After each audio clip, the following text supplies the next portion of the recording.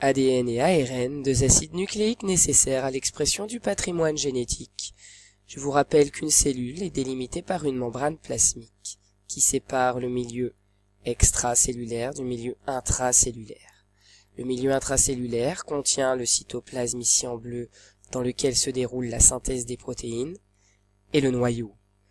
Le rôle du noyau est de renfermer le patrimoine génétique, les informations génétiques, et la molécule porteuse de ces informations génétiques, c'est bien sûr l'ADN. La structure de la molécule d'ADN est constituée de deux brins, premier brin, un deuxième brin, enroulé en hélice. Diamètre de la molécule d'ADN, 2 nanomètres. Nature de la molécule d'ADN, deux brins, un premier brin ici, un deuxième brin ici.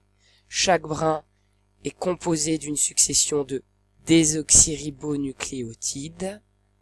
Qu'est-ce qu'un désoxyribonucléotide? Un désoxyribonucléotide est composé d'un phosphate en rouge, d'un sucre en violet qu'on appelle désoxyribose et d'une base azotée. Vous avez 4 bases azotées, le A pour adénine, le T pour thymine, le G pour guanine, le C pour cytosine. Remarquez que les bases azotées s'associent toujours par paire. Guanine s'associe toujours à cytosine, thymine à adénine. Et de ce fait, la molécule d'ADN est composée de deux brins qui sont complémentaires. La molécule d'ADN, qui est renfermée dans le noyau, porte l'information génétique. La synthèse des protéines se déroule dans le cytoplasme et elle dépend de la formation génétique. L'information génétique doit donc se déplacer du noyau vers le cytoplasme. La molécule d'ADN pourrait se déplacer vers le cytoplasme, mais il y a un souci, car en effet le noyau ici est délimité par une enveloppe nucléaire percée de trous. Les trous se nomment des pores nucléaires. Les pores nucléaires ont un diamètre de 1 nanomètre, bien trop petit pour faire passer une molécule d'ADN dont le diamètre est de 2 nanomètres. Il faut donc trouver une molécule qui porte une information génétique et qui est capable de se déplacer du noyau vers le cytoplasme. Et on a trouvé dans le noyau d'autres molécules, d'autres acides nucléiques, différents de l'ADN, qui s'appellent l'ARN. L'ARN a un diamètre seulement de 1 nanomètre, compatible avec le pore nucléaire. Mais qu'est-ce qu'un ARN?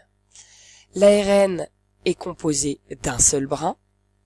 Ce brin est un polymère de ribonucléotides.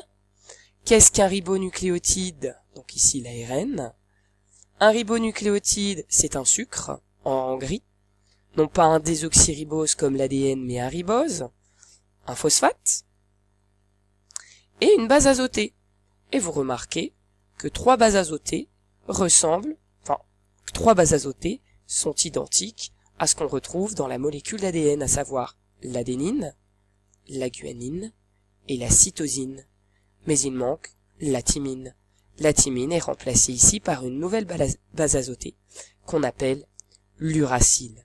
Cette molécule d'ARN est synthétisée à partir d'une molécule d'ADN dans le noyau. Elle a toutes les caractéristiques qui lui permettent de se déplacer du noyau vers le cytoplasme, et comme elle est synthétisée à partir de la molécule d'ADN, elle porte la même information génétique que la molécule d'ADN et va permettre la synthèse des protéines. La synthèse de la molécule d'ARN à partir de la molécule d'ADN se réalise donc dans le noyau et s'appelle la transcription.